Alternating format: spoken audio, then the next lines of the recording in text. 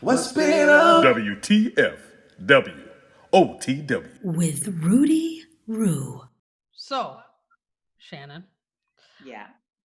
what prompted you to hang up your dancing shoes and pursue screenwriting to begin with? Well, I was an executive before I was a dancer. And so this is what my degrees are in, writing. But I had the opportunity to join this dance company and tour the world. And I was 28 years old. And I was like, well, if I don't do it now, when will I? The plan was always to come back here. I just didn't know when. I thought I was going to come back in a year or two, cut to 8 years later, right? But that's because I started doing musical theater, and it had always been a dream of mine to like be on Broadway and stuff like that. But I hadn't put any effort into it until I was in my 30s. And so, to be honest with you, a couple of things happened. One, my body kept talking to me like, "Girl, just stop. Like, will you stop? Like, I don't want to move this quickly." I don't want to move at all. I started going to dance classes and being like, yo, I don't want to be here. I need to be here. And then on top of that, musical theater takes a lot of your time and then gives you a penny for it. Doing 8 shows a week or being on tour and not being able to be at home and see your loved ones. Like, it's not like you can just take off when something happens. You know what I'm saying? Like, you want to go to a wedding or somebody's having a baby, or hell, you just need to go get your pap smear, whatever it is you need to do. It's not like you can just take off work, right? So that you give your whole life to the show. At the end of the day, they're like, and here's your dollar, unless you're equity. And becoming equity is a bit of a circle. You know what I'm saying? You have to be in an equity show in order to become equity. But the only way you can audition for an equity show is if you're equity. Sometimes you get an opportunity as a non-equity person to go into audition for equity stuff. And if you make it, then you're on your way. I was in New York for 2 months. I was going to like 5 auditions a week, and I probably got seen at 5 auditions, period. Like, they weren't even seeing non-equity people. So I was getting up every morning, getting my voice together, doing my stretching, getting my clothes together, going across town, walking, sweating, getting in there just for them to say, nope, we're not seeing non-equity people. And it's like, why can't you put that in the casting notice? So I got to a point where I was just like, I'm over standing in these lines. But because of what I look like and the fact that I can sing and dance, people would automatically want to put me in the ensemble. I wasn't getting a lot of opportunities to go out for lead roles because I could sing and dance. And it's like, well, if I take dance off of my resume, now can I go in here and come out for some of the lead stuff? Kind of like you were overqualified. Exactly. And it'd be different if I had an agent or whatever who could get me around all that and get me straight to the lead, callbacks or whatever that is. But, I didn't. I am a person who believes in generational wealth.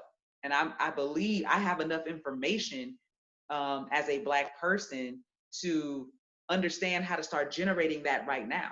I'm not doing that in musical theater, period. I just was like, well, it's time to start putting my degrees to work because I need to start making some money. Okay, so your degree is in writing, but what made you focus on screenwriting? You just jump from regular writing to consulting for screenplays? No, right? No. I went to film school for graduate school. Okay.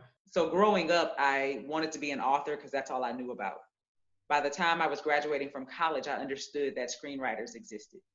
So that's why I decided to go to film school for grad school so I can learn about, the process and everything. And while I was there, I learned even further that, yes, I'm a good writer, but I enjoy helping other people write more than I enjoy writing myself. How did you come to that conclusion? Because you were class. writing yourself. Okay, so you were writing the screenplays and then realized you rather help others develop their ideas. Yeah, because when you're in class, it's like being in a writer's group. So we have to read each other's stuff and give feedback. And one of my teachers said to me, he was like, why are you so good at helping others get out of their stuff, but you can't do it for yourself? And, it felt shady in the moment, but it wasn't but a day or so later that I went, because that's the part I enjoy doing. And thus changed my whole trajectory right there, just because he made that statement. But after grad school, you first became an executive, right? Yep. Because that's what they do. At least that's what I thought I was signing up for, right? And that is, a small part of their job is to read screenplays and help develop them until they get on the screen, blah, blah, blah. And then you also have to manage them. You have to do marketing. You have to do branding. You have to do I had to do digital, I had to do a whole lot of stuff that I didn't know I was signing up for. So but you it were at a gave me lot of production skills. company? No, I was Or a at network? a network. Yeah, I was at a network. Oh, okay. And so I had to do a lot of stuff that I didn't know I was signing up for, but it gave me a whole lot of skills. And then I quit that to go join a dance company. So in your opinion, what are the most common ways folks trying to enter Hollywood get in their own way? Confidence, not having a day job. But when you say confidence, does that mean also being able to take rejection or believing in what you're doing?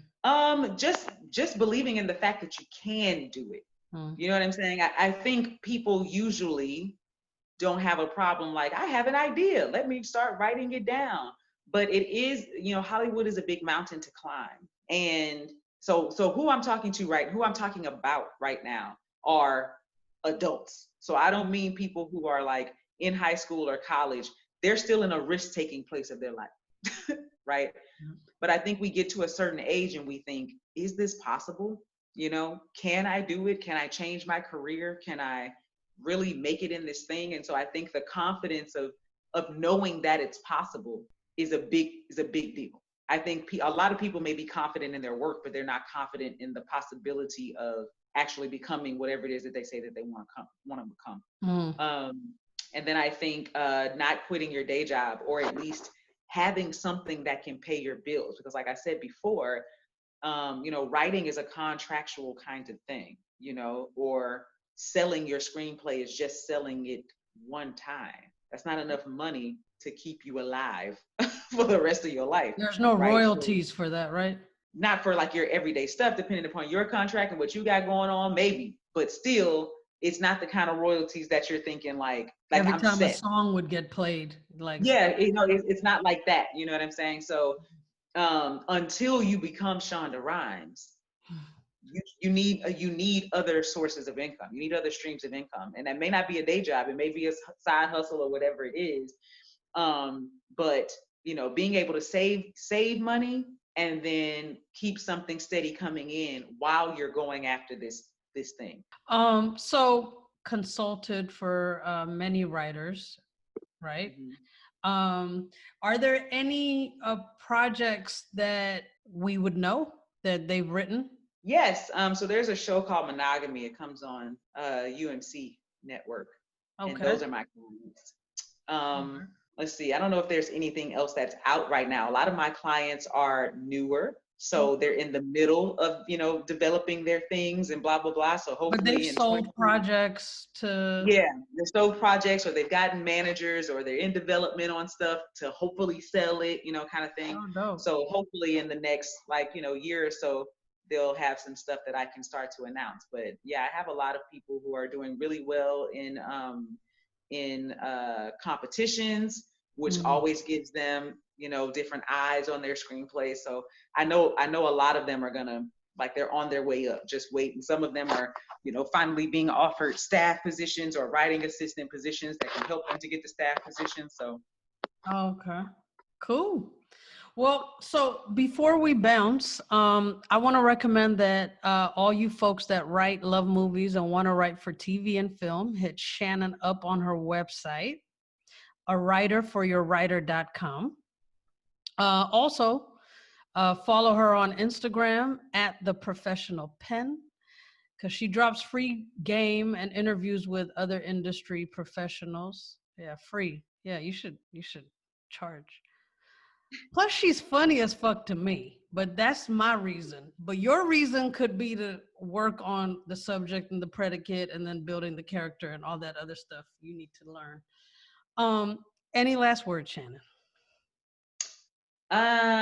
Be safe out there. That's it. Thank you for listening. You ain't got to go home, but you got to get the heck up out of here. Please be a friend.